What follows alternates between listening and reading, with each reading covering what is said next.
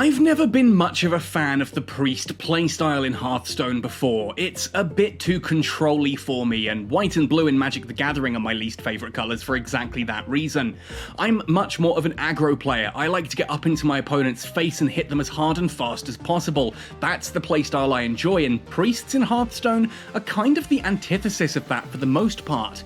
But then Hearthstone added Sally Whitemane to the store, one of my favourite characters from vanilla World of Warcraft. So I just knew that I needed to sit down and figure out a deck where I could make her work and have some fun with her. Ahoy there folks, I'm Captain Benzie, and in today's Hearthstone video, I'm going to be showcasing my new Shadow's Revenge deck for Hearthstone. This is a really cheap and really easy deck to build. It's great fun to play, and it does astonishingly well, especially against some of the more drawn out classes like Druids and Blood Death Knights, which is always a bonus. Anything that can kick the face in of a Blood Death Knight is a win in my books. Hopefully you'll enjoy this one, but let's jump straight into it. So here's the deck itself, and the first thing that you should spot about this is that there are only 3 legendaries in it. It's actually surprisingly easy to build, and it is based around actually just a common card. That's the one that you're going to need to start with, and then the entire deck circulates around this one idea. I do need to let you know that it's worth having a pen and paper on hand if you don't have a good memory, because you are going to need to remember how many times a certain card has died in order to reach your win condition. That card is the Shadowed Spirit, and what a brutal card this is. It is a 4/3 for 3, which isn't bad, with an amazing death rattle of deal 3 damage to the enemy hero. So every time you put this on the board, it is threatening 4 damage, and every time it is removed, it automatically deals 3 of that via its death rattle. This is the core of this deck, and I'm sure you can already see where we're going with this. But let's have a look at the cards in order and talk about how this plays in. This, by the way, is the card you are going to want to just keep a tally, whether mentally or actually on pen and paper, just to remind you how many times this has died. Keep that in mind. So starting at the beginning of the deck, we have Animate Dead. It's a rare card, nice and easy to get. Resurrect a friendly minion that costs 3 or less. Or would you look at that, the only friendly minion we have in this deck is the Shadowed Spirit, and it costs 3 or less. Therefore, Animate Dead is always going to be bringing one of these back onto the board, assuming that a Shadowed Spirit has already died prior to playing this in the game. Flash Heal is because we've just got a little bit of space left in the deck. Having a bit of healing in here does help you stall to help keep bringing those Shadowed Spirits back, and then killing them off, and then bringing them back and killing them off. It also does twin quite nicely with down here Zirella, one of our legendaries. If you've restored health this turn, deal that much damage to all enemy minions. So for the 1 mana of Flash Heal and then the 4 mana of Zirella, you're healing yourself for 5, and you are dealing 5 damage to all enemy minions, which is an excellent board wipe for as little as 6 mana. Then we have Gift of the Naru. Restore 3 health to all characters. If any are still damaged, draw a card. Again, this allows us to have a bit of stall going on. Priests are very good at stalling, whilst those Shadow Spirits arrive, die, and so on and so forth. The card draw aspect of this is nice if you get chance. If you've been hit for at least 4 damage early on, you're going to go right back up to 29 and then draw a card all for 1 mana, which is pretty sweet. And if you happen to have, say, 6 mana, you can play Flash Heal, Gift of the Naru, and then Zirella to deal 8 damage to all enemy minions for a pretty concise board wipe. The Shadowcloth Needle is one that I've toyed about putting 2 of these into the deck because it is surprisingly useful. It is a weapon for what it's worth, with 3 durability. Whenever you cast a shadow spell, you deal 1 damage to all enemies and then lose 1 durability. So for 1 mana, the next 3 shadow spells you play are going to deal 1 damage to all enemies. That is minions and player. Very useful for early board wipe, very useful for mid-game board wipe, to be fair, and that little bit of extra damage to the opponent can really swing the scales. I've only got 1 in at the moment because I find it's not really too swingy. It's useful, but I've never been like, oh, if only I had this right now. Because by the time you're going up against, say, a paladin that's doing a lot of 1/1 weenies or 3/1 weenies and stuff like that, the Shadowcloth Needle tends to come out anyway. The light it burns is probably one of my most hated and loved cards. Love playing it, hate facing it. 1 mana to deal damage to a minion equal to its attack. What's that? They've got a 46/46 creature on the board? Oh no, they haven't. For 1 mana, you have removed it with no side effects, and it's targeted, which makes it better than a lot of those like destroy random enemy creature. Thrive in the Shadows is another fun one. This is a shadow spell as well, so it's going to trigger the Shadowclaw Needle if it's out. Discover a spell from your deck. It is only spells that you're going to be discovering through this, but it's from your deck, which means you're always guaranteed to get something you want, and Animate Dead is a brilliant option for this. For that 1 mana, getting it out into your hand, ready to start bringing those shadowed spirits back, is just really, really useful.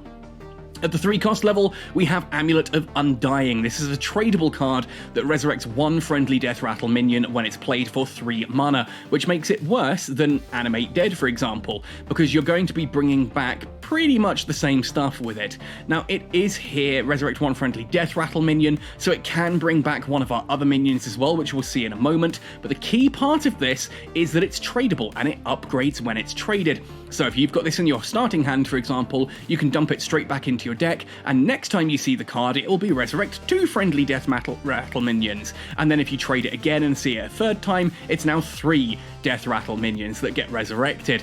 Obviously, things need to have died first of all before you really play this, which kind of means the trading it back into the deck isn't such a problem. Very useful, and can do some really janky stuff later on in the game. We then have the Cathedral of Atonement. Again, this is one I've kind of toyed with and without. +2/+1 to a minion and draw a card. It's 3 mana, it lasts for 3 applications of this. Ultimately, the reason that I have this in here and the reason I've kept it in here is that draw a card is super useful, and if you've got a Shadowed Spirit and your opponent just wants to kind of keep dancing around it, then giving it +2/+1 suddenly makes it a lot more threatening.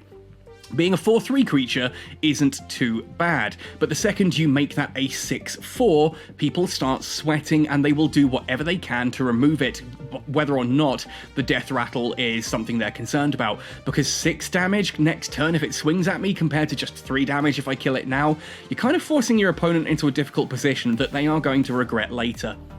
We then have the Shadowed Spirit itself. Obviously, we don't need to talk any more about that. That's what this deck is based around. Keep summoning it. Try and hard mulligan to get this in your hand at the start if you can. Don't stress too much. There is enough card draw in here that you can try and get it early, but the deck does hinge on you starting to bounce these from about turn 3, turn 4. If you're hitting turn 5 or turn 6 and you still haven't seen a Shadowed Spirit, it's going to be a rough fight for you, so do bear that in mind, but it's great fun when it works.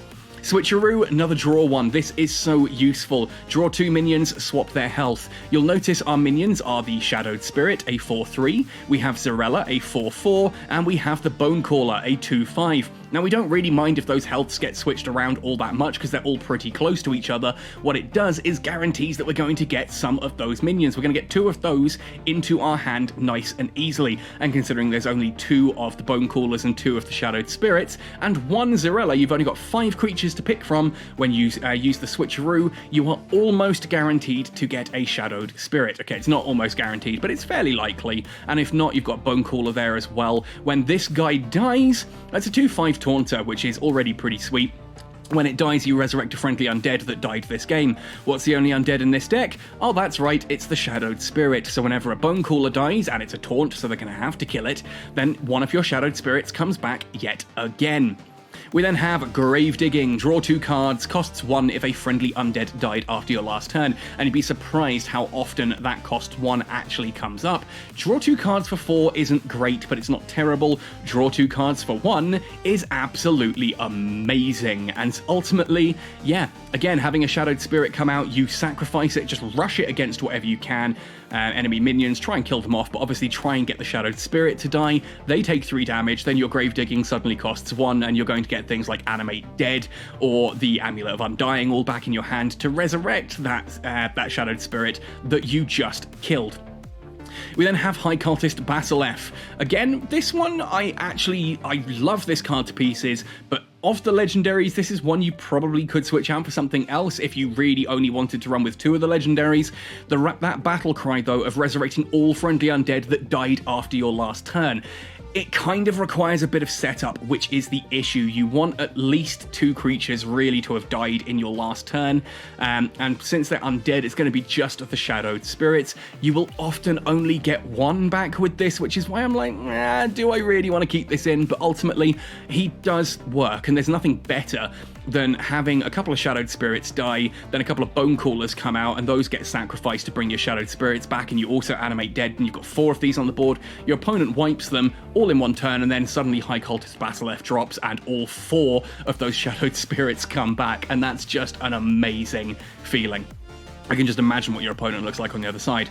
We've already talked about Zarella. She's a 4/4 creature for 4 with the ability to essentially wipe the board based on the healing you've done this turn. Flash Heal, twinned with this, as I said, is a 5 damage board wipe. If you can get Flash Heal and, say, Gift of the Naru off at the same time, or even 2 Gifts of the Naru, you're looking at 6, 8, possibly even 11 board wipe damage triggered with Zarella. And by the time that you need those big things later on, you've got her and enough mana to play her alongside a couple of other bits. Speaking of board wipe, Clean the Scene. Destroy all minions with 3 or less attack. Very useful for wiping the board if you need to, but if you let this infuse and get it up to 6 or less attack, it's going to destroy your creatures too. And you might be thinking, hang on a second, why would I want to do that? Well, simple. Your opponent's got a load of minions on their side of the board, but maybe not really any taunters. You throw your shadowed spirits up against them to drop their health, then you use Clean the Scene to destroy everything on your side, triggering those shadowed spirit death rattles for extra damage. Like, that can sometimes be enough to win a game. I have genuinely won where I've gotten someone down to low enough health just by attacking them, and then by sacrificing all of my creatures as well, the shadowed spirits die and finish him off with their death rattles. Shadow Earth Undeath, another rare card, 5 mana, deal 2 damage to all enemies. If a friendly undead died after your last turn, deal 2 more. Considering you want the shadowed spirits to die and your opponent is probably going to be trying to attack them to the best of their ability, you nearly always get the full 4 damage to this. It's not as good as some of the other board wipe combos, but you need a bit more board wipe than just Zarella and some heals, right? So this is where that comes in. It's a bit more board wipe that just helps you take control of things. Very nice. Finally then, we have our trump card and win condition. Oh boy, Zarella the Devout, 8 mana, she is the most expensive card in this deck by a margin, but she triggers the death rattle of every friendly minion that died this game. So every time a shadowed spirit died, remember to add a little mental tally. That's 3 damage when Zarella comes out. You've got an opponent sitting on 15 health. You then sit there and say to yourself, right, how many of my shadowed spirits have died? 5 of them? Have 5 or more died? Then you cast Zarella, and there is nothing your opponent can do because it's not a spell and it's not a creature. It's nice and easy just to drop this and have every single one of those shadowed spirit death rattles suddenly trigger again. Ultimately, the ability to restore 5 health flip each turn is pretty useful as well, because you're kind of, again, able to twin that off with the Zarella card, the actual minion, for a bit of damage there as well, or just, again, stalling while you do a few more of the shadowed spirits just to finish your opponent off. In regards to tweaking the deck, again, some of these you might swap out. Cathedral of Atonement you could theoretically drop for, say, Bran Bronzebeard, and ultimately it's because it allows you to trigger Zarella's Battle Cry twice. So you can sit there and go, well, they're on 30 health and I've only killed 5 of my Shadowed Spirits, but I played Bran last turn, therefore Zarella can come out and she'll do 30 damage to them. It'll trigger every single death rattle twice, which is just evil, and ultimately one of the most fun things you can do with this deck. But do be aware that 3 mana for Bran and 8 for Zarella is 11. There is no way that this priest deck can play both of those in the same turn, and as soon as Bran is on the board, he becomes a massive target for your opponent. If you've got a couple of Bone Callers out there already taunting, maybe Bran will survive, but honestly, every time I tried it, except for once, which was hilarious, every time I've tried it except for that once, Bran gets sniped immediately. People see Bran and realize that no battle cries have triggered and just immediately want to get rid of him because they know something big is coming next turn.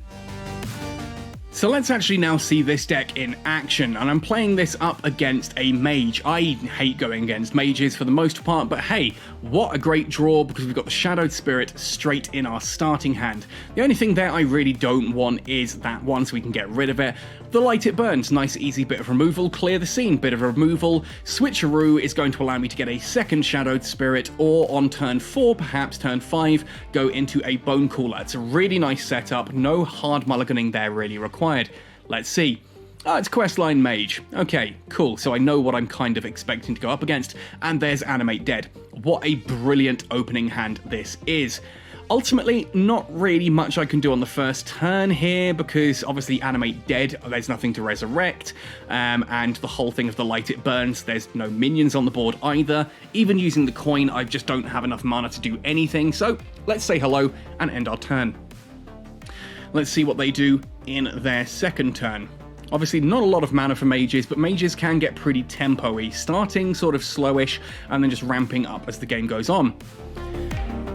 Interesting, straight out there with a, okay, yeah, 3 damage to me, but no infuse on it. Cool, let's have a look at what we can now do. So I could go for 3 mana this turn and immediately start pulling out that thing, or I can put the Shadow Needle down.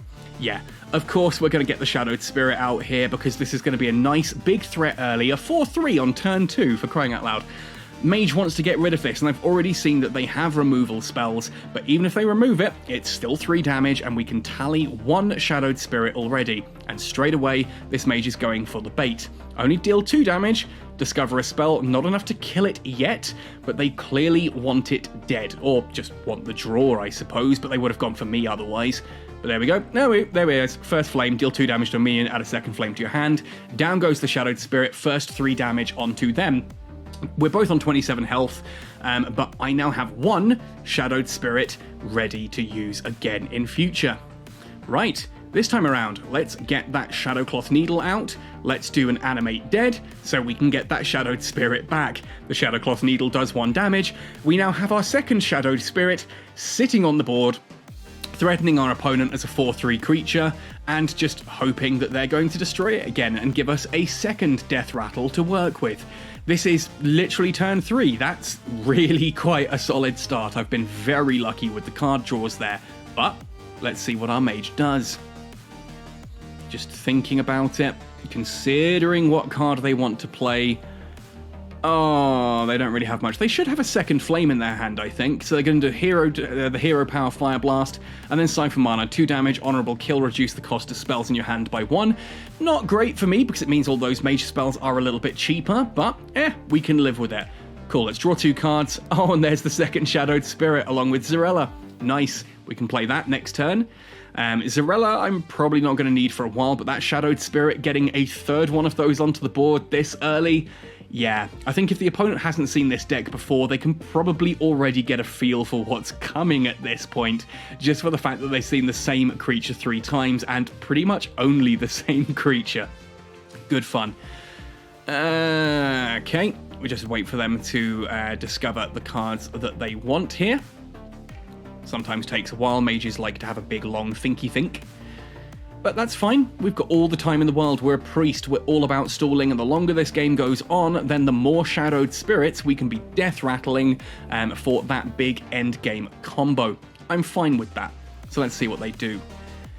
Thinking about it, dancing this one card, nope, they're going for the other one. What is it? It's a Mage Secret. This is slightly problematic, because that could be counter spell, which not a huge issue right now, but it could be counter creature, and that would really hurt to lose that Shadowed Spirit. That's a lot. So we're going to see if it's a counter spell. No, it's not. Okay, that's concerning. Is it counter creature? No, it's not either. Okay, cool. So we've just done 5 damage across the board there. Let's see what is now going to happen. I'm trying to think what that could be. I suppose it's the one that could give them armor when attacked, which is not a worry. I'm not overly worried about attacking. It could be the one that summons a 3/6 water elemental? I don't know. Hot Streak. Interesting. Okay, I wonder if that was done just for the quest line. Let's see, because otherwise reduced cost fire spells could be some removal coming here, or could be things like a Pyro... Well, not really enough mana for a Pyroblast just yet. We'll have to see. I am surprised that Hot Streak doesn't affect the Fireball Mage ability, although in fairness I am kind of glad that it doesn't. There's enough stuff with Mage decks that triggers off their main ability anyway. That good old, is it Ignite or whatever it is, the one that ups their Mage damage, and then there's that the Conjurer that makes you use your Mage ability on everything on the board. There's so many just really cool little combos as a Mage right now. Looks like Zarella is getting removed from the board. Not that she's a huge threat, but I suppose 4 damage each turn. Oh no, there we are. Freeze a minion, and then 1 damage, and then here comes the deal 2 damage. Arcane Bolt, though, probably would have held on to that for a couple more turns if it were me, but there we go. Ignite straight onto me to get the additional Ignite into the deck. Nice, and complete that stage of the quest as well. At this point, though, the important thing is I know that that is not a counter spell or a counter creature, so I'm quite happy with that. And there's Zarella. There's Zarella, so we get another Shadowed Spirit. That's now our 3rd Shadowed Spirit on the board, I think, and a Bone Cooler ready for next turn, along with High Cultist Basileff. Nice. So we've had 2 Shadowed Spirits die so far. I've actually told you that you need to keep track of this, and I haven't been. I've kind of lost the thing here. Oh, Arcanist Dawn Grasp. +2 spell damage permanently for the rest of the game. That's kind of scary. Although, in fairness, it helps with the removal, but it means that she can start doing a lot of damage direct to me. There we are, deal 4 damage to a minion. 3rd Shadowed Spirit dead. That's 3 now for the Death Rattle for the Zarella when it comes to... I've got a couple more turns to survive, though, so it's okay. Let's have a look. Let's pull the Bone Cooler out, just as a bit of defense. I could have gone for High Cultist Basileff there, but I wanted to... There we go. Hopefully draw some nice cards, like Animate Dead. Oh, would you look at that? It's the shadow damage as well. And again. And we've got another one of these guys back. That means Basileff next turn, if I decide to play him, is going to be enough to bring back... How many of these? I suppose just the one. Just the one at this point. But that'll be after, what, 4 of them have now died? 4 of the Shadowed Spirits is 4 times 3, that's 12 damage. So I've just got to keep an eye on my opponent's health. That's why we're keeping track of this. 12 damage. Okay, it's a bit much at this point in time, but we'll see what we can do. Standard hero power, something that's going to do 4 damage, you watch. There it is, First Flame. God, First Flame dealing 4 damage now, that's just insane. But it summons another Shadowed Elemental. Would you look at that? How awesome's that? We've now got, this is going to be our 5th one. There goes another one. So that's now 4. 4 Death Rattles triggered. 4 Death Rattles is going to be 12 direct damage. That's win condition. We have reached win condition.